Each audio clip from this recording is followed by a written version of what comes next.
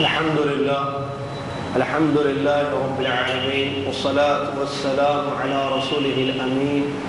أما بعد، أعوذ بالله من الشيطان الرجيم. بسم الله الرحمن الرحيم. يا أيها الذين آمنوا اتقوا الله حق تقاته ولا تموتن إلا وأنتم مسلمون. يا أيها الناس اتقوا ربكم الذي خلقكم من نفس واحدة وخلق منها زوجها وبث منهما رجالا كثيرا ونساء واتقوا الله الذي تساءلون به والأرحام إن الله كان عليكم رقيبا. يا أيها الذين آمنوا اتقوا الله وقولوا قولا سديدا يصلح لكم أعمالكم ويغفر لكم ذنوبكم ومن يطع الله ورسوله فقد فاز فوزا عظيما. قال الله عز وجل: فمن كان يرجو لقاء ربه فليعمل عملا صالحا ولا يشرك بعبادة ربه أحدا. وقال الله تبارك وتعالى: ولله على الناس حج البيت من استطاع إليه سبيلا. وقد صح الحديث عن النبي صلى الله عليه وسلم أنه قال: يا أيها الناس إن الله تبارك وتعالى فرض عليكم الحج فحجوا. فقام رجل فقال: يا رسول الله أفي كل عام؟ فقال رسول الله صلى الله عليه وسلم: لا. الحديث أو كما قال رسول الله صلى الله عليه وسلم. ذمہ داران پروگرام، علماء کرام، معزز سامعین، قابل احترام اسلامی ماں اور بہنوں، ہر قسم کی تعریف، بڑائی، کبریائی، دنیا کی ہر قسم کی عبادت ایک اللہ تبارک و تعالیٰ کے لیے ہے، جو پوری دنیا کا، پوری کائنات کا اکیلا خالق، اکیلا مالک اور اکیلا اور سچا معبود ہے. اس کے سوا کوئی عبادت کے لائق نہیں. تعریف ہو ایسے رب کے لیے کہ جس کی تعریف اور تسبیح کائنات کی ہر شے بیان کرتی ہے. سبحان اللہ و بحمدہ سبحان اللہ العظیم. اس کے بعد بے پناہ بے حد و حساب درود و سلام ہو پیارے نبی امام الانبیاء محمد الرسول اللہ صلی اللہ علیہ وسلم کی ذات گرامی پر، کہ جنہوں نے بیت اللہ کا حج کیا اور اپنی امت کو حج کے طریقے بتائے اور اس بات پر پابند کیا کہ میرے طریقے پر حج کرو، میرے طریقے پر اللہ کی عبادت کرو. اللہم صلی علی محمد وعلی آل محمد کما صلیت علی ابراہیم وعلی آل ابراہیم انک حمید مجید. اللہم بارک علی محمد وعلی آل محمد کما بارکت علی ابراہیم وعلی آل ابراہیم انک حمید مجید. اس لازمی حمد و صلاۃ بر نبینا علیہ السلام کے بعد معزز حاضرین، اللہ تبارک و تعالیٰ کا ہم پر بہت بڑا فضل اور اس کا احسان ہے کہ اس اللہ تبارک و تعالیٰ نے یہاں پر ہم کو اس غرض سے جمع کیا کہ ہم اللہ کی ایک بہت بڑی عبادت حج کو سیکھیں اور اس کو سمجھیں. قرآن اور حدیث کی روشنی میں اللہ تبارک و تعالیٰ کا بڑا فضل ہے کہ اس نے مجھے آپ کو توفیق دی یہاں پر آنے کی، یہاں پر بیٹھ کر یہ باتیں سنانے کی. اللہ سے یہ دعا ہے کہ اللہ تبارک و تعالیٰ ہمارے مقصد میں ہم کو کامیاب کرے. اللہ تبارک و تعالیٰ سے میں یہ بھی دعا گو ہوں کہ اللہ تبارک و تعالی ہم لوگوں کو اس بات کی توفیق عطا فرمائے کہ ہم اس کی بہتر صحیح طریقے سے عبادت کریں، وہ عبادت جو اس کو پسند ہو اور وہ عبادت جس کو وہ قبول کرتا ہو۔ آمین۔ معزز سامعین، جیسا کہ آپ جانتے ہیں حج ایک بہت بڑی اللہ تبارک و تعالیٰ کی عبادت ہے، اور اسلام کے جو 5 ارکان ہیں ان میں سے ایک اہم رکن ہے۔ اللہ کے نبی محمد صلی اللہ علیہ وسلم کی صحیح احادیث سے یہ بات ثابت ہے کہ اسلام کی بنیاد 5 چیزوں پر ہے، جیسا کہ بخاری شریف کی وہ مشہور حدیث جس کو عبداللہ ابن عمر رضی اللہ عنہ نے روایت کیا، عبداللہ ابن عمر رضی اللہ عنہما نے روایت کیا کہ پیارے نبی صلی اللہ علیہ وسلم ارشاد فرماتے ہیں اسلام کی بنیاد 5 چیزوں پر ہے۔ لا الہ الا اللہ محمد الرسول اللہ کی گواہی، جس کا مطلب یہ ہوتا ہے کہ اللہ کے سوا کوئی سچا معبود نہیں ہے اور محمد صلی اللہ علیہ وسلم اللہ کے رسول اور پیغمبر ہیں۔ یہ پہلا رکن اسلام کا۔ دوسرا آپ صلی اللہ علیہ وسلم نے فرمایا اقامت الصلاۃ، بنی الاسلام علی 5، شہادت اللہ الہ الا اللہ وان محمد رسول اللہ و اقام الصلاۃ۔ دوسرا رکن ہے نمازوں کو قائم کرنا۔ تیسرا رکن ہے وہ ایتاء الزکاۃ، زکوٰۃ ادا کرنا۔ چوتھا رکن ہے صوم رمضان، رمضان کے روزے رکھنا۔ اور 5واں رکن ہے حج البیت ان استطاع الیہ سبیلا، او کما قال صلی اللہ علیہ وسلم، اگر استطاعت ہو تو بیت اللہ کا حج کرنا۔ یہ اسلام کے 5 ارکان ہیں۔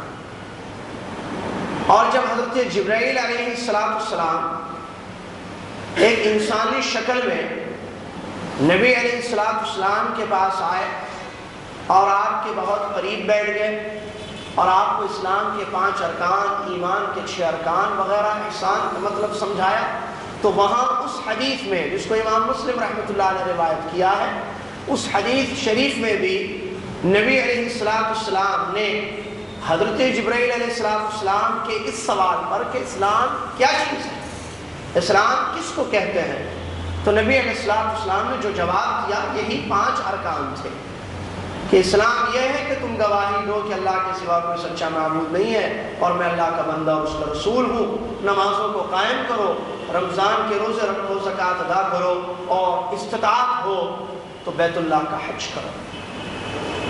ان احادیث سے یہ بات معلوم ہوئی کہ یہ بیت اللہ کا حج اسلام کا ایک رکن ہے اور اللہ تبارک و تعالیٰ نے اس کو فرض قرار دیا ہے ان لوگوں پر جو استطاعت رکھتے ہیں، جس کی تفصیل آگے آ رہی ہے کہ استطاعت کس کو کہتے ہیں۔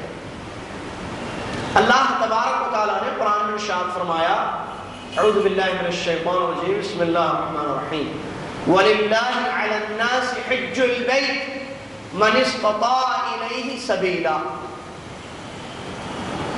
اللہ فرماتا ہے اس آیت کریمہ میں لوگوں کے لیے، وَلِلَّهِ عَلَى النَّاسِ حِجُّ الْبَيْتِ، اللہ کے لیے حج کرنا لوگوں پر فرض ہے، وہ لوگ جو حج کی استطاعت رکھتے ہیں۔ آگے اللہ نے فرمایا جو انکار کریں گے حج کا تو اللہ تبارک و تعالیٰ سارے جہانوں سے بے نیاز ہے، اس کو کوئی فرق نہیں پڑتا۔ اس آیت کریمہ سے حج کی فرضیت کی دلیل ملتی ہے مستطیع حضرات کے لیے، کیونکہ اللہ نے یہ فرمایا کہ اللہ کے لیے حج کرنا فرض ہے ان لوگوں کے لیے جو استطاعت رکھتے ہیں۔ اور اللہ کے نبی محمد صلی اللہ علیہ وسلم نے اپنی حدیث شریف میں بھی اسی بات کو بیان فرمایا، لوگوں سے مخاطب ہو کر ارشاد گرامی ہے، یا ایھا الناس، اے لوگو، ان اللہ تبارک و تعالی فرض علیکم الحج، اے لوگو، اللہ تبارک و تعالیٰ نے تم پر حج کو فرض کیا ہے، فحجوا، تو تم حج کرو، صحابی کھڑے ہوتے ہیں اور اللہ کے نبی صلی اللہ علیہ وسلم سے سوال کرتے ہیں، افی کل عام یا رسول اللہ، اے اللہ کے رسول صلی اللہ علیہ وسلم کیا ہر سال فرض ہے حج کرنا؟ نبی علیہ السلام نے اس کا جواب دیا، فرمایا اللہ نہیں، وَلَوْ قُلْتُ نَعَمْ لَوَجَبَتْ وَلَمَا اسْتَطَعْتُ الحدیث او کما قال رسول اللہ۔ آگے نبی صلی اللہ علیہ وسلم نے فرمایا اور اگر میں ہاں کہہ دوں تو اللہ تبارک و تعالی ہر سال تم پر حج کو فرض کر دے گا اور تم ہر سال حج کرنے کی استطاعت نہیں رکھو گے۔ یہ پوری حدیث، جس حدیث شریف سے یہ بات معلوم ہوئی کہ اللہ تبارک و تعالیٰ نے ہم پر حج کو فرض کیا اور پیارے نبی صلی اللہ علیہ وسلم ہم سے یہ کہتے ہیں کہ ہم حج کریں، اور آپ سے جب سوال کیا گیا کہ کیا ہر سال حج فرض ہے تو آپ نے فرمایا کہ نہیں، بلکہ یہ زندگی میں ایک مرتبہ فرض ہے، اور اگر نبی صلی اللہ علیہ وسلم لوگوں کی، صحابہ کی خواہش پر فرض کر ہر سال کہے کہ ہاں ہر سال حج فرض ہے تو اللہ تبارک و تعالیٰ اس کو فرض کر دے گا اور لوگ استطاعت نہیں رکھیں گے، ہر سال جا کر حج کرنا مشکل ہو جائے لوگوں کے۔ اسی لیے یہ حکمت رہی اللہ تبارک و تعالیٰ کی کہ اللہ تبارک و تعالیٰ نے زندگی میں ایک مرتبہ اس عبادت کو فرض کیا۔ غور کیجئے اسلام کے 5 ارکان پر، لا الہ الا اللہ محمد الرسول اللہ، اعمال کے قبول ہونے کی 2 شرط جس کی گواہی ہم دیتے ہیں، اس کے بعد نماز ہے، روزہ ہے، زکوٰۃ ہے اور حج۔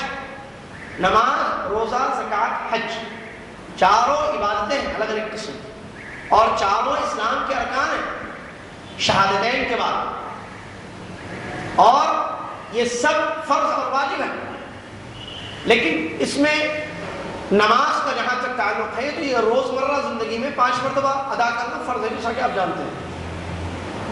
جہاں تک دوسرا اور تیسرا رکن ہے روزہ اور زکوٰۃ، یہ سالانہ فرض ہے، روزہ سال میں 1 مرتبہ رکھنا فرض ہے، رمضان میں جیسا کہ ہم رہے پچھلے مہینے میں رکھے ہم، اللہ سے دعا ہے کہ اللہ ہمارے روزوں کو قبول فرمائے، آمین۔ زکوٰۃ جیسا کہ آپ جانتے ہیں اور میں نے جانتی ہیں کہ یہ سالانہ فرض ہے، لیکن جہاں تک حج کا تعلق ہے جو 5واں رکن ہے اسلام، یہ پوری زندگی میں 1 مرتبہ ادا کرنا فرض ہے۔ جس نے اس فریضے کو اپنی زندگی میں 1 مرتبہ ادا کر دیا تو اس کا فرض ثابت ہو جائے گا، فرض اس کا ادا ہو جائے گا۔ اب وہ دوسری مرتبہ حج کرتا ہے تو وہ نفل حج اس کا شمار ہوگا، نہ کہ فرض حج۔ یہ ایک بنیادی بات آپ کو بتانا۔ اس کے بعد سب سے پہلی اور ضروری چیز قبل اس کے کہ ہم حج کے مسائل شروع کریں، حج کیسے قبول ہوتا ہے، اس کی فکر مجھے آپ کو زیادہ ہونی چاہیے۔ کیوں؟ اس لیے کہ ایک انسان، جیسا کہ ہم جانتے ہیں، ہم اپنوں کی بات کرتے ہیں، ایک انسان ایک لمبی مدت سے یہ خواہش رکھتا ہے کہ وہ اللہ کے گھر کو دیکھے گا، بیت اللہ کا حج کرے گا، مدینہ منورہ کی زیارت کرے گا، اور اس کے لیے پونجی جمع کرتا ہے، رقم جمع کرتا ہے، اور بڑی محنت، بڑی کوشش سے، بڑی جستجو، بڑی خواہشیں، بڑی آرزویں لے کر وہ اللہ کے گھر کی زیارت کو جاتا ہے اور وہاں محنت کرتا ہے، وہاں کے موسم کو، وہاں کی آب و ہوا کو، وہاں کے ماحول کو برداشت کرتا ہے اور حج میں آنے والی صعوبتیں اور تکالیف پر صبر کرتا ہے اور اللہ کے لیے حج کرتا ہے۔ تو کیسے ہم یہ کہیں کہ اس کو اجر کی امید نہ ہو؟ یقیناً یہ اتنی پوری محنت جو ہوئی ہے، یہ اتنی پوری جو محنت ہوئی ہے، اس کے پیچھے مقصد یہ ہے کہ اللہ ہمارے اس حج کو قبول کر لے اور اس کا بہتر بدلہ اپنے یہاں عطا فرمائے، جس کا وعدہ اس نے اور اس کے نبی محمد رسول اللہ صلی اللہ علیہ وسلم نے اپنی حدیثوں میں کیا ہے، اور یہ ہونا بھی چاہیے۔ لیکن افسوس کے ساتھ کہنا پڑتا ہے، اکثر لوگ جو حج کو آتے ہیں زیادہ فکر حج کی قبولیت کی نہیں بلکہ کسی اور چیز کی ہوتی ہے، جبکہ یہ نہیں ہونی چاہیے۔ سب سے زیادہ فکر ایک حاجی کو اس بات کی ہونی چاہیے کہ کیوں کر میں اپنی عبادت کو، میں اپنے حج کو قبول کرواؤں۔ کیسے اللہ تبارک و تعالی میرے حج کو قبول کرے گا؟ آئیے برادران اسلام، حج کے قبول ہونے کی یہ دو بنیادی شرطیں میں آپ کو بتاؤں جو قرآن و حدیث سے ثابت ہے۔ کوئی بھی عبادت، خواہ وہ حج ہو یا غیر حج، نماز، روزہ، زکوٰۃ، قبولیت کے لیے اللہ تبارک و تعالیٰ نے قرآن میں دو شرطیں رکھی، اور یہی دو شرطیں محمد الرسول اللہ صلی اللہ علیہ وسلم نے حدیثوں میں بھی بیان کی۔ جب تک کسی کی عبادت میں، کسی کے حج میں، کسی کی نماز، روزہ، عمرہ، زیارت میں یہ دو شرطیں نہیں ہوں گی ایک ساتھ، اللہ تبارک و تعالیٰ اس کی زیارت، اس کی عبادت، اس کا حج قبول نہیں کرے گا۔ اور یہ بات جو میں نے ابھی بیان کی ہے آپ کے سامنے، یہ قرآن میں اللہ تبارک و تعالیٰ نے بتائی ہے، یہ اللہ کے کلام ہے، اللہ کے کلام میں یہ چیز مذکور ہے۔ پہلی شرط کیا ہے؟ توجہ سے سنیے، کیونکہ یہ بنیادی چیز ہے۔ حج قبول ہونے کے لیے دو شرطیں ہیں، عبادت قبول ہونے کے لیے دو شرطیں ہیں۔ اور آج مسائل آپ جانتے ہیں، حج کیمپ ہے، لہٰذا میں آپ سے گزارش کرتا ہوں کہ پوری توجہ دیں میری باتوں کی طرف، اپنی نیند کو، سستی، کاہلی کو ترک کریں، تھوڑی چند یا ایک دو گھنٹے کے لیے کم سے کم، اس لیے کہ یہ مسائل بڑے اہم ہیں اور میں آپ کو یہاں بیان کر رہا ہوں، اور انشاءاللہ اگر آپ جدہ ایئرپورٹ پر اتریں گے تو میں انشاءاللہ آپ کے سامنے یہی باتیں مختصر وہاں بیان کروں گا، کیونکہ وہاں صرف آپ نہیں ہوں گے میرے سامنے، لاکھوں وہ حجاج جو دنیا کے مختلف علاقوں سے آتے ہیں، جو میری اور آپ کی زبان بولنے والے، اردو بولنے والے حاجی، لاکھوں حاجی ہوں گے، لہٰذا جو وقت میں آپ کو یہاں دے رہا ہوں وہاں وہ وقت میں آپ کو نہیں دے سکتا۔ اور بہت ساری چیزیں جو آج یہاں آپ کو معلوم ہو جائیں گی انشاءاللہ، بہت زیادہ فائدہ آپ کو ہوگا، اس میں کوئی شک نہیں ہے، لیکن یہ باتیں جو آپ کو میں بتا رہا ہوں، میں اپنے ان بھائیوں کو جو ایئرپورٹ پر، حج ٹرمینل پر جو ہم بتاتے ہیں، وہاں یہ باتیں نہیں بتا سکتے، کیونکہ یہاں ابھی کل حج نہیں ہے، ابھی ٹائم ہے حج کو، حج ابھی شروع نہیں ہوا ہے، لیکن وہاں شروع ہو گیا۔ احرام کی حالت میں لوگ رہتے ہیں، جن کو ہم مسائل بتاتے ہیں وہ حالت احرام میں ہوتے ہیں۔ اب جب ہم مسائل بتاتے ہیں تو کچھ غلطیاں وہ کر کے اپنے ملکوں سے آئے ہوئے رہتے ہیں۔ یہ کتنی بڑی خوش نصیبی ہے میری اور آپ کی کہ اللہ تبارک و تعالیٰ نے حج سے بہت پہلے مجھے آپ کو یہاں پر ملا دیا۔ اسی لیے میں آپ سے گزارش کرتا ہوں کہ اس وقت کو غنیمت سمجھیں، آپ پوری توجہ سے اور مرکوز رکھیں اپنے آپ کو میری باتوں کی طرف، توجہ دیں، جزاکم اللہ خیر۔ حج کے قبول ہونے کی دو بنیادی شرطیں کیا ہیں؟ پہلی شرط، حج خالص اللہ کے لیے کیا جائے، اس کے ساتھ کسی کو شریک نہیں کیا جائے۔ نمبر دو، پورا حج محمد الرسول اللہ صلی اللہ علیہ وسلم کے طریقے کے مطابق کیا جائے۔ یہ دو بنیادی شرط۔ اگر کسی نے حج اللہ کے لیے خالص نہیں کیا بلکہ کسی اور نیت پر اس نے حج کیا، کوئی اور اس کی نیت تھی، کوئی اور وجہ تھی، تو ایسی صورت میں اس کا حج اللہ کے یہاں قبول نہیں ہوگا۔ یا اگر اس نے کسی اور کو عبادت میں ملا دیا تو ایسی صورت میں اس کی عبادت، اس کا حج قبول نہیں ہوگا۔ اس کے علاوہ اگر کوئی اللہ کے لیے حج کرے خالص، لیکن پیارے نبی محمد الرسول اللہ صلی اللہ علیہ وسلم جو ہمارے لیے اسوہ حسنہ ہے اور جن کے طریقے پر عبادت کرنے کا حکم ہم کو دیا گیا ہے، اگر ہم ان کے طریقے پر حج نہیں کریں گے تو بھی ہمارا حج اللہ تبارک و تعالیٰ قبول نہیں کرے، کیونکہ اس میں کوئی شک نہیں ہے، دنیا کے سارے مسلمان اس بات کو مانتے ہیں کہ اگر دنیا میں کسی نے اچھی عبادت اللہ کی ہے تو وہ صرف ایک ہی شخص، ایک ہی ہے، محمد الرسول اللہ صلی اللہ علیہ وسلم۔ آپ سے بہتر، آپ سے افضل، آپ سے اچھی عبادت نہ کسی نے کی ہے آج تک اس روئے زمین پر، نہ قیامت تک بھی کر سکتا ہے۔ محمد الرسول اللہ صلی اللہ علیہ وسلم سے اچھی نماز، محمد الرسول اللہ صلی اللہ علیہ وسلم سے اچھا روزہ، محمد الرسول اللہ صلی اللہ علیہ وسلم سے اچھا عمرہ، محمد الرسول اللہ صلی اللہ علیہ وسلم سے اچھا حج نہ کسی نے کیا ہے، نہ کوئی آج کر رہا ہے، نہ قیامت تک کوئی انسان کر سکتا ہے۔ لہٰذا ان کا طریقہ ہمارے لیے افضل اور بہتر ہے۔ اگر کوئی شخص نبی صلی اللہ علیہ وسلم کا طریقہ چھوڑ کر کوئی اور طریقے پر حج کرتا ہے تو اللہ اس کے حج کو قبول نہیں کرے گا، اور اگر کوئی نبی صلی اللہ علیہ وسلم کے طریقے پر حج کرتا ہے لیکن نیت کچھ اور ہے، خالص نہیں ہے، تب بھی اللہ تبارک و تعالیٰ اس کے حج کو قبول نہیں کرے گا۔ لہذا محترم سامعین، ان دو بنیادی شرطوں کو یاد رکھ لیں ہمیشہ کے لیے کہ اللہ تبارک و تعالیٰ کے لیے خالص کرنا عبادت کو، جیسا کہ حج کر رہے ہیں تو ہم صرف اللہ کے واسطے حج کریں، اور محمد الرسول اللہ صلی اللہ علیہ وسلم کے ہی طریقے پر حج کریں۔ ان دونوں کو تھوڑا میں بتا دوں قرآن اور حدیث کی روشنی میں۔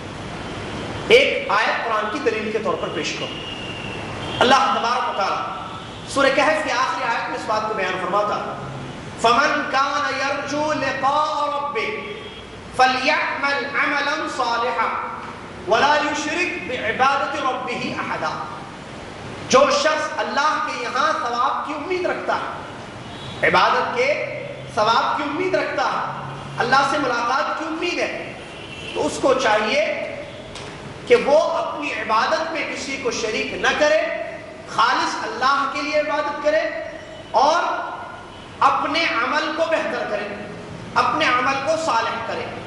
اور عملاً صالحہ کی تفسیر صحابہ اکرام رضوان اللہ علیہم بیان فرماتے ہیں، عمل صالح وہ عمل ہے جو محمد الرسول اللہ صلی اللہ علیہ وسلم کے طریقے کے مطابق کیا جائے۔ تو اس سورہ کہف کی ایک آیت میں اللہ تبارک و تعالیٰ نے عبادت کی قبول ہونے کی دونوں شرطوں کو ایک ساتھ بیان کیا، مگر قرآن کی آیتوں میں الگ الگ اللہ تبارک و تعالیٰ نے ان دونوں شرطوں کو بیان کیا، جیسے کہ ایک آیت وَمَا أُمِرُوا إِلَّا لِيَعْبُدُوا اللَّهَ مُخْلِصِينَ لَهُ الدِّينَ فَاعْبُدِ اللَّهَ مُخْلِصًا لَهُ الدِّينَ۔ یہ دو آیتیں پہلی شرط کی دلیل ہے کہ لوگوں کو اس بات کا حکم دیا گیا ہے کہ وہ اخلاص کے ساتھ اللہ کی عبادت کریں، اور اسی کا حکم اللہ تبارک و تعالیٰ نے اپنے نبی حبیب محمد رسول اللہ صلی اللہ علیہ وسلم کو بھی دیا ہے کہ آپ اللہ کے لیے خالص عمل کیجیے، جو کہ پہلی شرط ہے۔ اور دوسری شرط کی دلیل اللہ تبارک و تعالیٰ کا فرمان، یا ایھا الذین آمنوا اطیعوا اللہ واطیعوا الرسول، اے وہ لوگوں جو ایمان لائے ہو اللہ اور اس کے رسول کی اطاعت اور فرما برداری کرو۔ دوسری آیت ما آتاکم الرسول فخذوہ وما نہاکم عنہ فانتہوا، اے لوگوں اللہ کے رسول صلی اللہ علیہ وسلم جو تم کو دیتے ہیں، جو سکھاتے ہیں، جو تعلیم دیتے ہیں، اس کو تم لے لو، اپنا لو، اور جن چیزوں سے منع کرتے ہیں اس سے اپنے آپ کو بچا دو، اپنے آپ کو دور رکھو۔ تو برادران اسلام، یہ دو شرطیں ہیں۔ کیا مطلب پہلی شرط کا؟ مختصر، اللہ کے لیے خالص عمل کرنا۔ کیا مطلب؟ آپ حج کرنا چاہتے ہیں، اسی لیے جمع بھی ہوئے ہیں، اب حج کرنا ہے تو نیت کیا رکھیں گے آپ دل میں؟ حج کس کے لیے کرنا؟ کیا نام ہو ہمارا، سارے محلے میں، سارے شہر میں یہ کہیں کہ فلاں صاحب اس سال حج کو جا رہے ہیں، لوگ تعریفیں کریں، لوگ دعوتیں کریں، ہمارا نام ہو، ہماری بڑائیاں ہوں، اور نام سے آگے واپسی کے بعد الحاج لگ جائے یا حاجی لگ جائے، یہ مقصد ہو؟ نہیں، یہ نہ ہو مقصد ہمارا، نیت یہ نہ ہو۔ اخلاص کیا ہے؟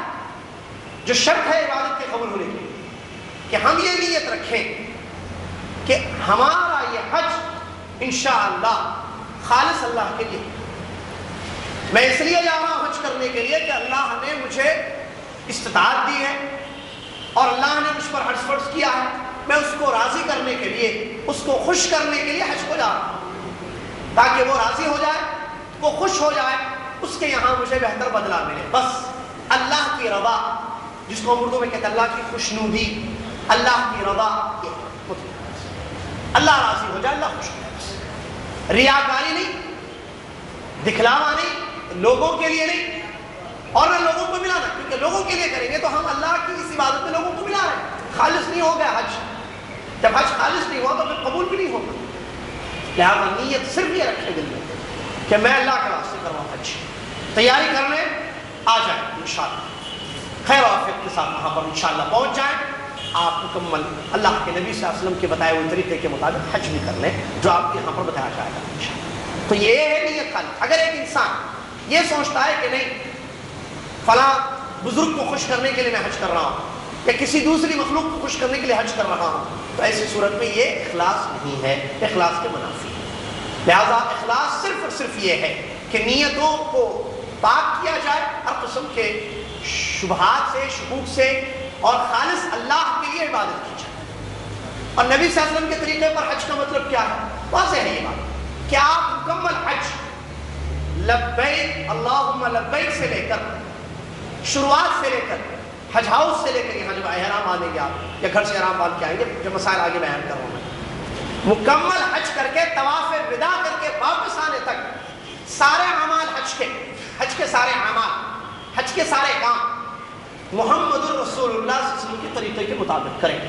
چاہے وہ احرام باندھنا ہو یا احرام کے بعد, احرام سے پہلے کے کام ہو, احرام باندھنا, احرام کے بعد کے کام, اور عمرہ کہ اکثر لوگ حج تمتع کرتے ہیں, پہلے عمرہ کرنا ہو یا اس کے بعد حج کرنا ہو, منا کا قیام ہو, عرفات کا وقوف ہو, مزدلفہ کی مبیت ہو, اس کے بعد واپس آنے کے بعد ایام النحر کے کام اعمال ہو اور طواف ہو, اور اس کے بعد مدینہ منورہ کی زیارت ہو, سارے کام, سارے امور, ساری چیزیں محمد الرسول اللہ صلی اللہ علیہ وسلم کے طریقے پر ہی کرنا ضروری ہے. اگر یہ کیا جائے اسی صورت میں یہ حج مبرور ہوگا, جس کے بارے میں اللہ کے نبی محمد صلی اللہ علیہ وسلم نے بیان فرمایا کہ حج مبرور کا بدلہ اللہ کے یہاں جنت ہی ہے.